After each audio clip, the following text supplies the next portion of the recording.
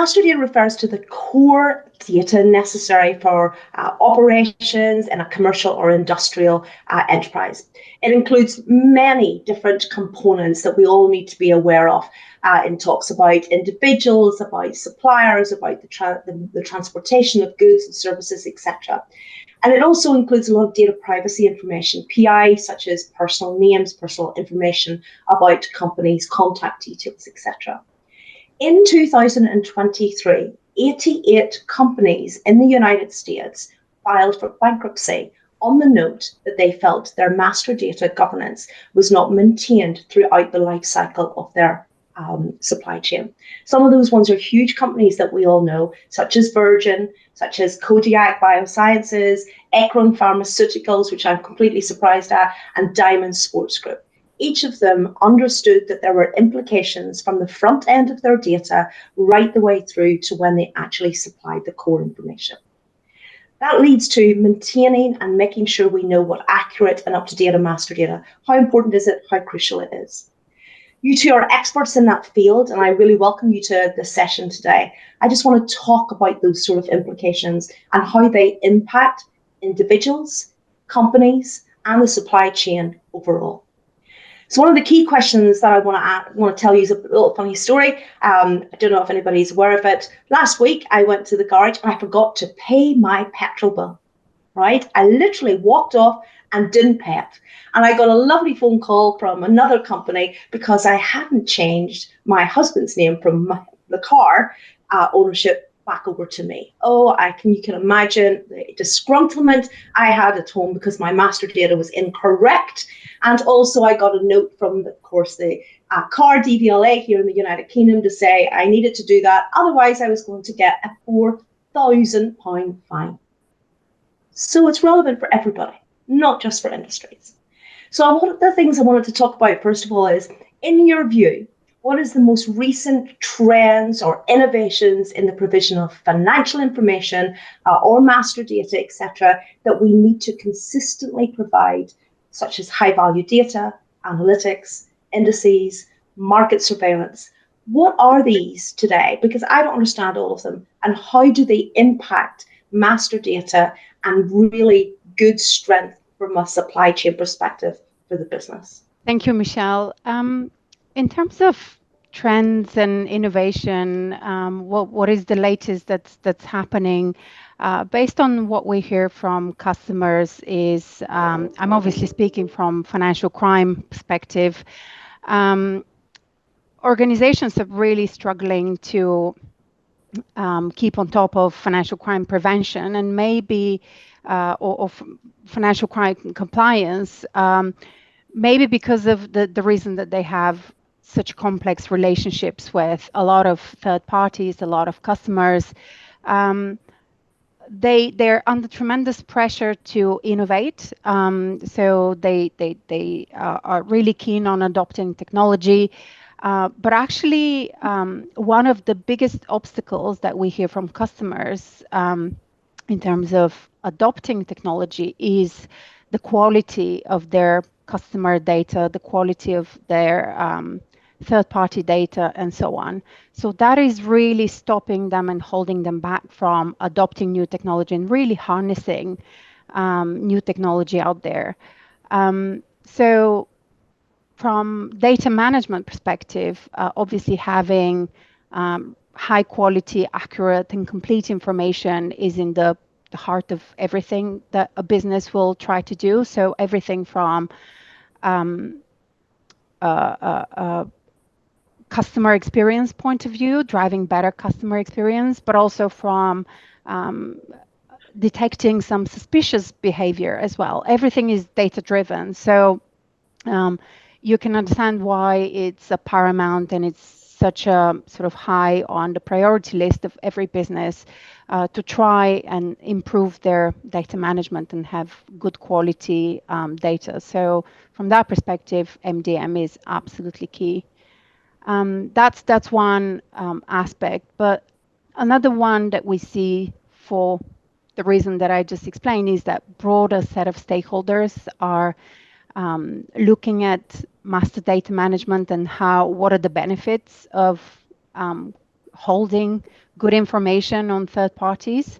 So a lot of different stakeholders other than technology are looking at MDM as the holy grail that's going to help them achieve their business targets, is going to be much more aligned to any business KPIs that they may have, and ultimately is going to allow them to remain compliant as well. So I'm really interested in that conversation. I hope you don't mind if I bring you in, Alice, on this point.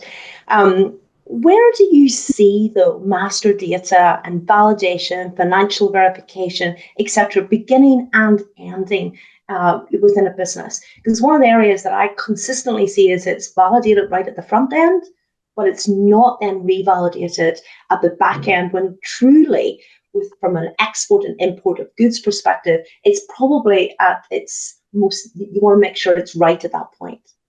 Mm-hmm. Yeah, I mean, my view is that it begins and it probably shouldn't ever end, because you need to be keeping a record of everything that you've touched from a data perspective. And, you know, you can sort of tweak that by saying after a certain cutoff point, depending on where you're based and what kind of business you're doing, you are able to then destroy some of the data effectively. But really, it shouldn't be viewed as that linear, it's in the system and now it's out, sort of sausage factory effect. It should be almost like it's a living, breathing part of all the systems that you have, and kind of flowing through them. But I think the key thing that you're kind of getting at, Michelle, is really how do you maintain the health of that data throughout that life cycle? And it really is a kind of constant management, and how that is managed is really down to how sophisticated your systems and your data partners can be, which is why, to echo Theodora, I really think that the biggest trend that I've seen in the sort of data space generally is there is more of an investment now, I think, in master data management. I think it used to be seen as a bit of a necessary evil, something you kind of had to do, maybe even a bit of a tick box kind of exercise. Whereas now I think businesses are seeing that actually, if you can run analysis across that data record that entered your system as a new customer, and then we can draw conclusions from patterns that we know across our wider data as to, is that customer likely to return to us and buy more? Are they more likely to churn? Do they need more contact from us? Based on some of the attributes that you know about them from the beginning, you can make money, you can reduce your costs, you can even understand if you need a new product suite. It's a lot more intelligent, really, and is being viewed in that way than I think it used to be. And I think that's actually another great discussion point there, is that intelligence, that analytics, that knowledge base of, your suppliers and any potential suppliers. You need to make sure you know master data across that. One of the other things that I always think about at the moment, and we'll talk about AI, is that compliance and regulations don't really hold any borders anymore. If I think of AML, if I think of sustainability, all of those key areas, there may be localized regulations, but it doesn't hold any borders if you're importing or exporting. How do either of you see the challenges within that area across, that validation and verification of data today? I'll give you that one to you, Alice, first. Oh, sure, yeah. So I think it's a two-parter. I think it's knowing what you need to do, and then I think it's operationalizing what you need to do. So in the kind of the knowing piece and planning things out, there are a number of really interesting businesses out there, software, that will actually, by using AI, be able to capture all of the regulatory changes in whichever regions you're operating in, and actually derive very succinct insights into whether they apply to you or not. And essentially they present them to you to then sort of review. So from that perspective, there's always going to be a degree of human input into that, because ultimately a regulator is never going to penalise a piece of software. They're going to penalise the person that bought the piece of software at the end of it. So you need to have that review process yourself, but it can dramatically improve your ability to understand what is actually required of you across all of those different jurisdictions, especially if you don't actually have a compliance person based in all of those jurisdictions, or with local knowledge. So that's one thing to look into. And then in terms of operationalizing it, you're really looking for consistency. You don't want to be going to data providers for each of your different regions. Ideally, you'd go to a very minimal number of data providers that can cover those jurisdictions. And the reason for that is that when you're in that master data management process, the more consistent and similar your records can be, the more analysis you'll be able to drive throughout all of your systems, but you're also less likely to have those discrepancies and to have those gaps. So while it can seem tempting to go to a kind of a local source in different places, to my mind, you're better off going to a provider that has good coverage, but consistent coverage globally if you are working on a global basis. And I think, and before go in there, Theodore, I think the part that you mentioned there as well is if you go to one source or a couple of sources, then you don't have the additional implications of integrating master data into any of your other third-party systems. You don't have that mapping, that orchestration, which you may have in multiples if you go to local source. So I think I totally agree with you. Theodore, what's your thoughts on that? With how we monitor data across these different challenging areas, especially for you around AML, etc., and financial, it must be huge at the moment. So as Alice pointed out, so the business relationships that a company has are not necessarily personally known companies. They often are located in different countries. So those different countries entail certain risk, and they expose us to certain risk. There is also additional complexity coming from different not very transparent ownership structures that we have to work with, in addition to supply chains that are difficult to trace back to the origin. So very quickly, this becomes a very big task for a compliance manager to really understand what is the risk out there, what is my exposure in this country versus this country, and to map out the internal policies and procedures to apply the risk-based approach and to protect the organization against violation of international sanctions regimes, for example, or to be non-compliant.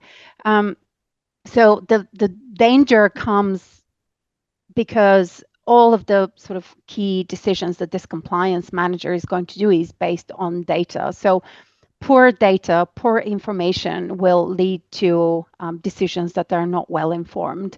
So the role of master data suddenly becomes very, very big. It's probably the best ally for a compliance manager out there, because a better business partner or customer data means better AML compliance. And further to Alice's point around consistency, obviously a global provider that has global coverage leaves you with more accurate, more trustworthy, more deep coverage of these data, but also consistent policy around inclusion of that data, consistent SLAs, consistent timeliness, accuracy, auditing of this sort of quality of this data. So while it's important to capture the local specifics, what also matters is consistency across the curation of that data set. So from AML perspectives, really ensuring that you have accurate, trustworthy data are absolute paramount, absolutely essential for forming trustworthy business relationships, but also for accurate risk assessment and profiling. You really need trustworthy data to establish the risk and differentiate between genuine business operations versus suspicious activity. This is your baseline also for successful transaction monitoring, which is one very important pillar of a successful AML program. So having accurate customer and vendor master data is your baseline transaction pattern, and then you're looking for the anomalies out there. And it's, just to summarize, master data management is really a very important and strategic contributor to your holistic AML strategy out there. The more you talk about, I get very excited. Really what you're talking about is every supplier, every customer really needs that digital wallet. They really need to have consistent, informed, continuously monitored set of criteria and data aligned to what they're doing from a compliance perspective as well. We need to really have that passport, that ownership of our supplier to make it more successful going forward. So that's very interesting that we brought that up. Chad, I know you have a question. Yeah, I mean, the accuracy and the completion of the data is one thing. Having it visualized is another thing. One of the trends over the past 3-4 years, I would say, is there's been a lot of mergers and acquisitions that have happened in the market, especially the effects during the COVID pandemic, how we address that and so on. I'm interested to see from a global compliance perspective and addressing some of the global nature and challenges we face there. How has the consolidation through acquisition happened to affect the master data management?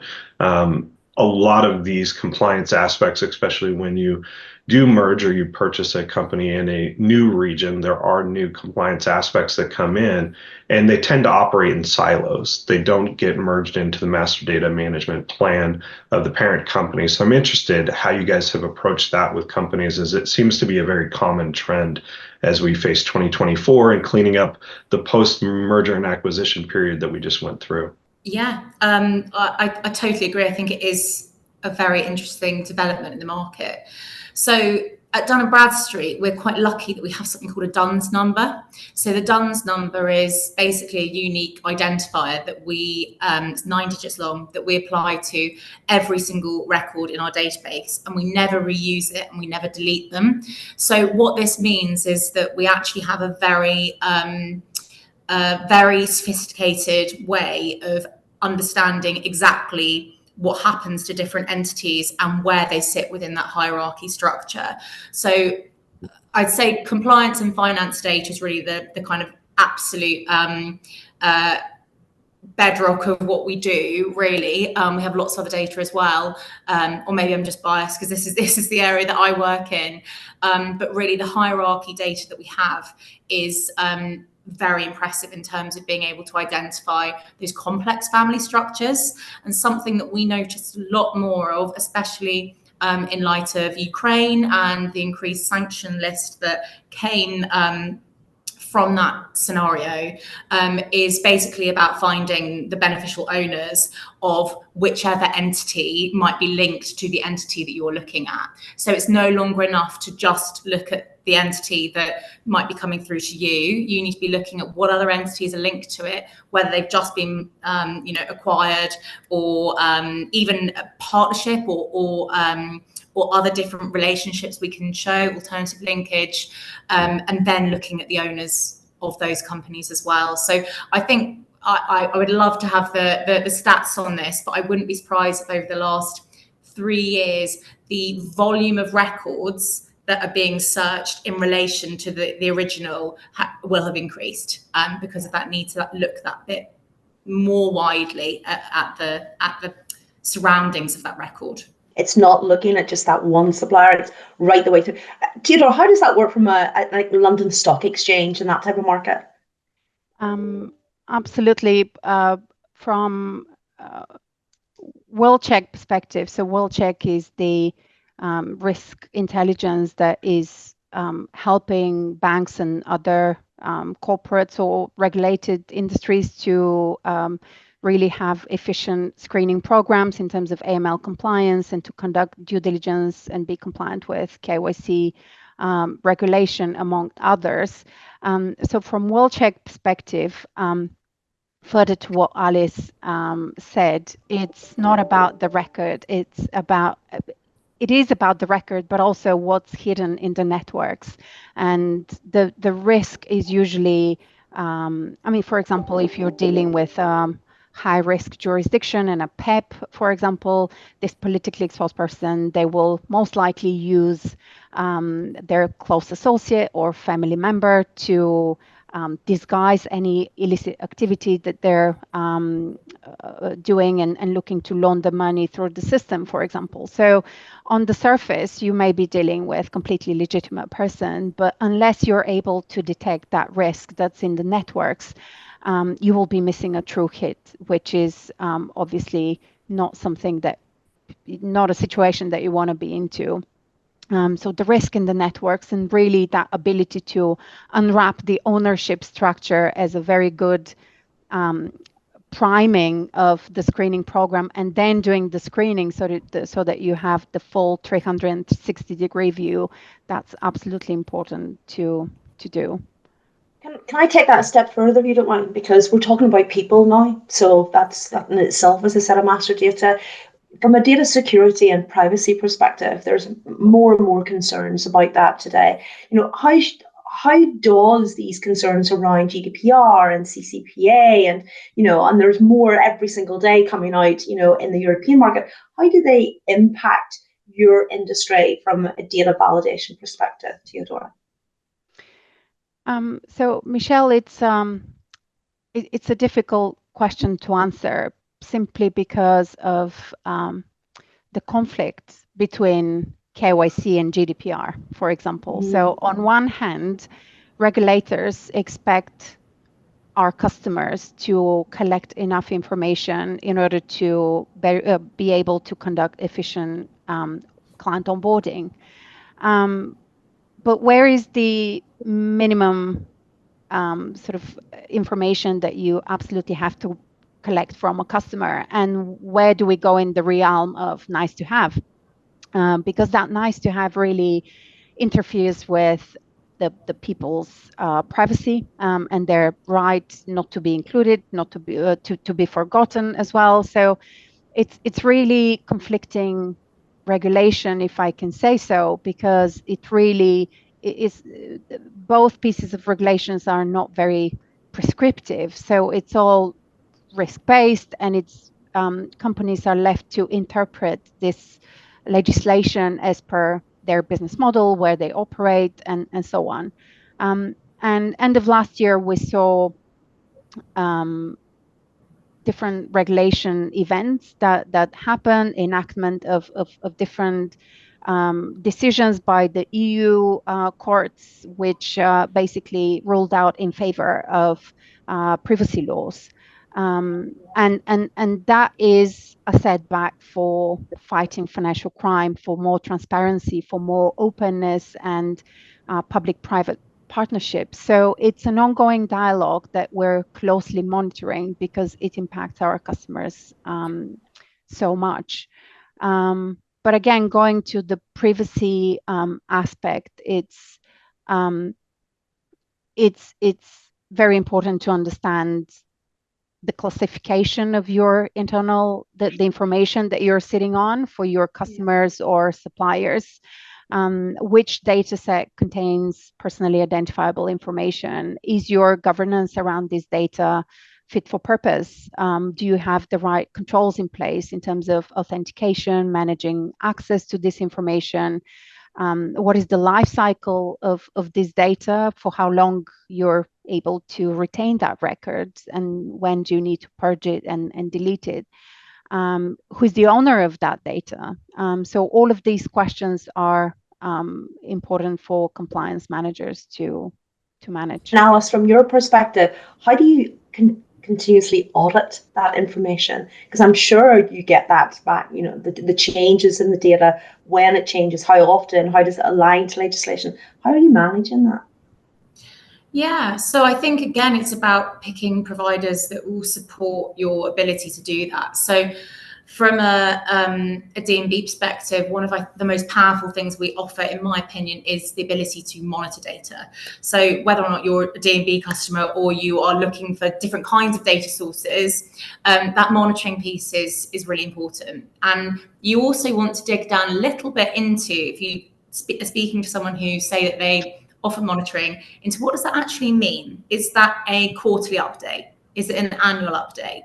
Or is it event-driven updates that mean that when the address gets changed or when the director changes on that record, you're going to have a notification of that, or it's going to be automatically updated? Or even there are lots of tools out there that say X, Y, and Z changes, update it automatically. We don't need to know about that. But A, B, and C changes, we need that to be flagged, and we need a compliance officer to actually take a look at that now. So there are various ways that you can customize how you access that up-to-date data in line with what you want to achieve. But really, the monitoring piece is essential. Not only because it also reduces the manual side of things if you try and attempt that without a tool that will help you do it. If you're having to rely on your own sort of putting out searches every so often because you want to keep your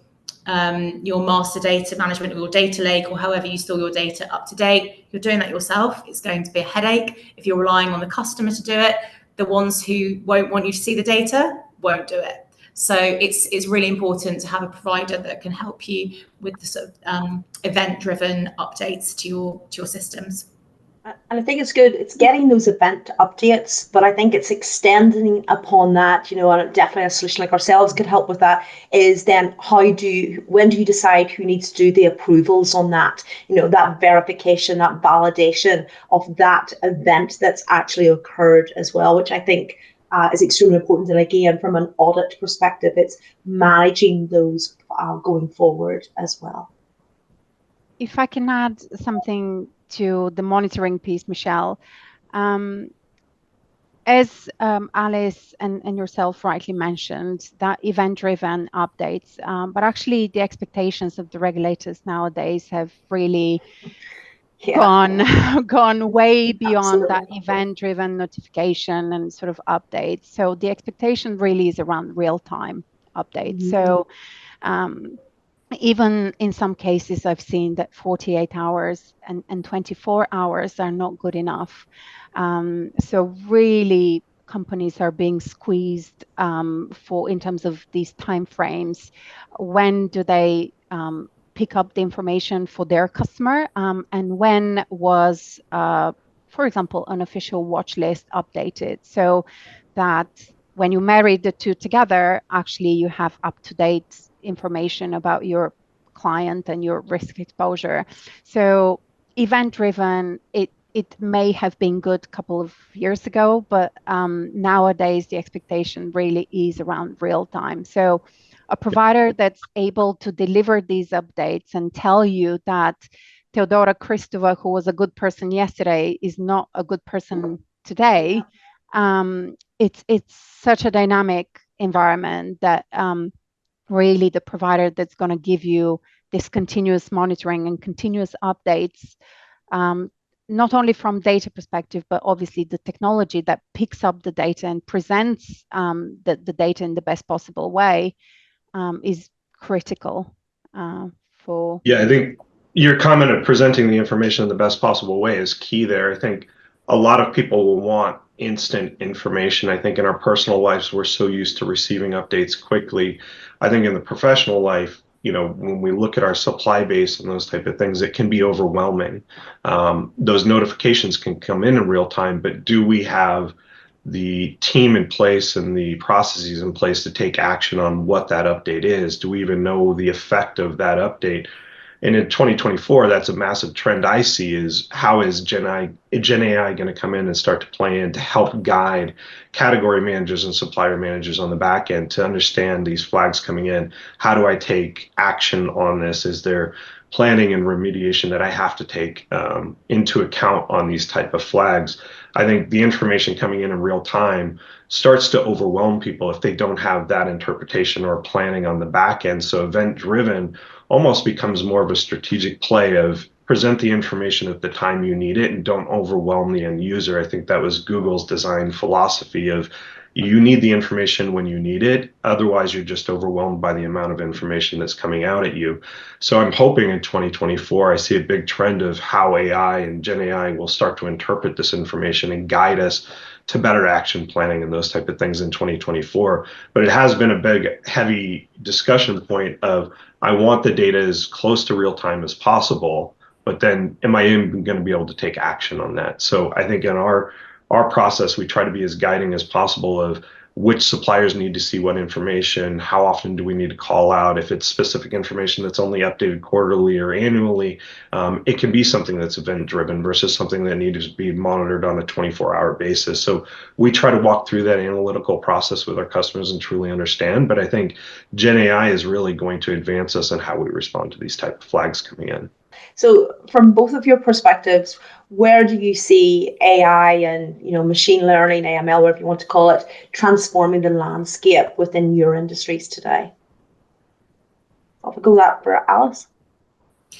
Yeah, so I think in some ways the KYC, so the consumer identity and compliance checks versus KYB, the business compliance checks. In some ways for consumers, it has been a little bit more advanced and I think things have moved a little bit more quickly. And some of that is, I think, to do with the kind of safety and what's at stake if there's any kind of personal fraud that's there. But we've seen a lot more mixing of structured and unstructured data. So we have various different ways to identify people now, whether that's facial recognition, voice recognition, a more diverse set of data types that we can look at. And I don't think that has, at least in the mainstream, crossed over into the business side of things as much yet. And so that's where I see things growing. I wouldn't be surprised if in 5 years' time, Companies House, for instance, had a few more data points on the directors of companies, for instance. Is there facial recognition? Is there voice recognition? I'm sure there'll be other things that I just can't think of now that we'll have that are new over the next few years. But to me, that is a key piece of the puzzle that I think it's only a matter of time before it segues over into that real KYB space as well as the KYC. And Theodora? Yes, in terms of the role of Gen AI, I think it's going to have a pivotal role in really automating a lot of manual processes that we are dealing with at the moment. So super important role in making these repetitive tasks that are open to human errors actually much more efficient, much more automated. So definitely AI is going to have a pivotal role in that respect. What we see on the market and hear from our customers and partners is that there's a lot of uncertainty as to what exactly Gen AI is going to mean for MDM, not only because of the split between the role of humans versus the role of technology, but most importantly, I mean, Gen AI, who would have known that it will managed to attract millions of users in the space of a couple of weeks. So it's really a completely new phenomena that we're still trying to get our heads around. But most importantly, our customers are trying to answer very basic questions, such as, do we have the people that understand Gen AI? What is the governance around this technology that I need to put in place, and what are the skill sets that the people that manage this technology need to have? So do we need to recruit them? So it's really answering those basic questions. So walk before we run. But in terms of immediate sort of short-term applications of AI and machine learning is definitely going to be around the usage of unstructured data in addition to the structured data.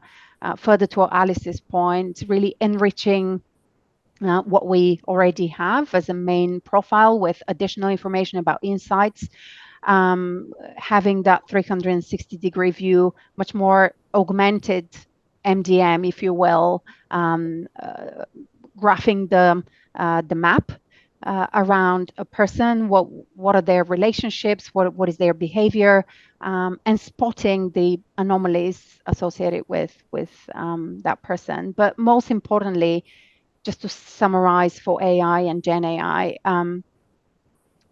you really need to make sure that you're dealing with high quality data as a starting point before you engage AI, because just like the proverb, rubbish in, rubbish out, if your AI is only going to make the problem even bigger. So if you're dealing with poor data, AI is just going to magnify the problem. So this is where data cleansing actually comes in. But that's a separate conversation. I mean, the AI, Gen AI, it's buzzwords. I've heard at every conference in 2023. I think every podcast in Q1 here is talking about it. So beyond Gen AI and how that's going to revolutionize all of our worlds and put us out of a job, what other trends in 2024 is really important in your world that you guys are looking at as we face some geopolitical situations? There's elections going on, I think, in over 86 different countries in 2024. So there's a lot that's happening this year. I mean, what's kind of sticking out in your world from your different point of views for 2024? Yeah. From a master data management perspective, or generally? Generally, I'd love to kind of take it off and just get your take while we've got you two experts on the line of what's most important, what's kind of hitting top of mind for you guys as you roll into 2024 here. So what is leadership going over? What do you guys feel is the trends?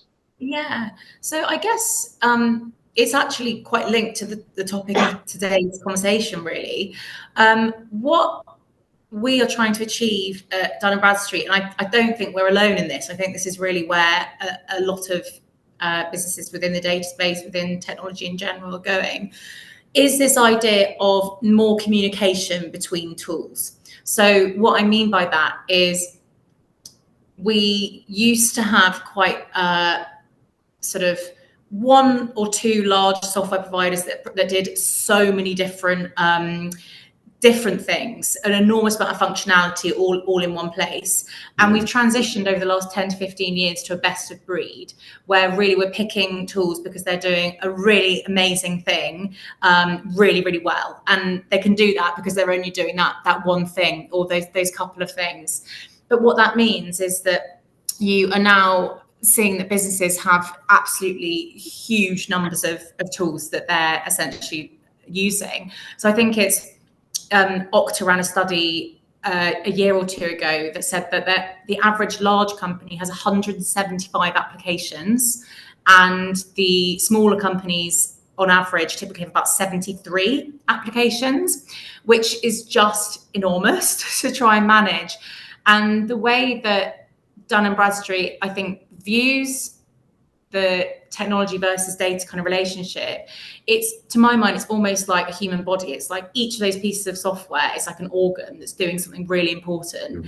And the data is almost like the blood that's kind of flowing through between them. So really, we want to open ourselves up to various different businesses that we think do something amazing, and say, you know, we've got a lot of mutual customers here who really want all of these different tools to talk to each other, so that they're not having those silos and those disparate systems, and to actually be that kind of unifying feature of their tech stack that basically gets them to all sort of sync up. So I promise that answer wasn't chosen specifically because of the topic of today, but truly that's what we see as a huge priority for 2024. And I'm going to ask just a couple of questions, because you have been great for both of you, right? What would be your advice to any industry globally today?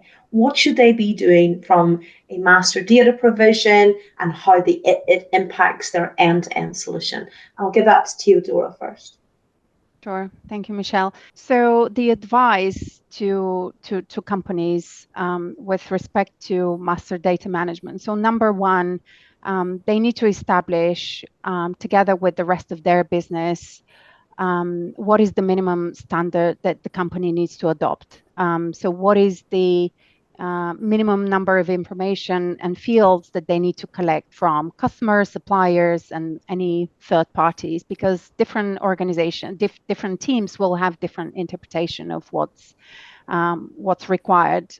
So getting that sponsorship for MDM projects internally is the first step that needs to happen. And we see a lot of that happening already, as I mentioned, because different stakeholders are seeing the business value from managing data well, and the fact that this information can be harnessed and geared towards marketing, cross-selling, upselling.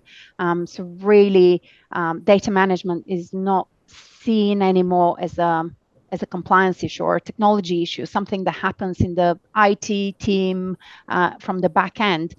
It is now seen as enabler for business growth. So really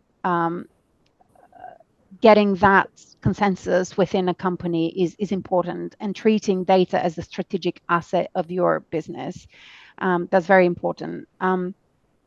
Another advice that I would recommend is, and it's a matter of a mindset that the company can take. Are you looking to do a tick box exercise and just do the minimum of what's required in terms of compliance and so on? Or are you looking to really tidy up your house and keep everything clean, deduped, and in good order, because you see the value of maintaining a good quality data going forward? So choose one of those groups, and obviously from there it's pretty clear. But I would recommend really thinking about data also as a living and breathing animal. Like, you need to enrich it, you need to look after it, you need to fully understand where exactly it is in its life cycle. And when it comes to data cleansing, so obviously before, I'm speaking from screening perspective, screening for financial crime and identifying those risks and suspicious behavior. Try to work with clean data when you do screening, which means that probably you need to engage with technology that does data cleansing, which is deduping, really putting good order and to your data to start with. Why is this important? Because screening messy customer data against compliance lists is challenging. So poorly structured data is in inconsistent formats is really going to give you questionable matches that are difficult to be reviewed and remediated, further to Chad's point earlier. So data quality and compliance screening cleans and primes that internal data for compliance purposes.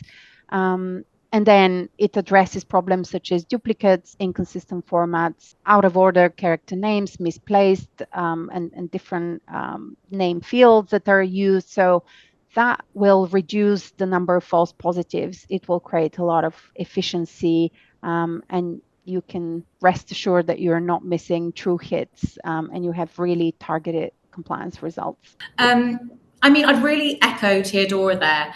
I think to add anything in addition to that is really to try and just generate some enthusiasm about master data management, which might sound like a bit of a difficult thing to do. But the reason why I say that is we recently had a large client come in, and they had a specific data team who came in and basically showed us the presentation that they had delivered to the business leaders of this enterprise, and they basically had to prove why it had been worth the budget and what had been so brilliant about it.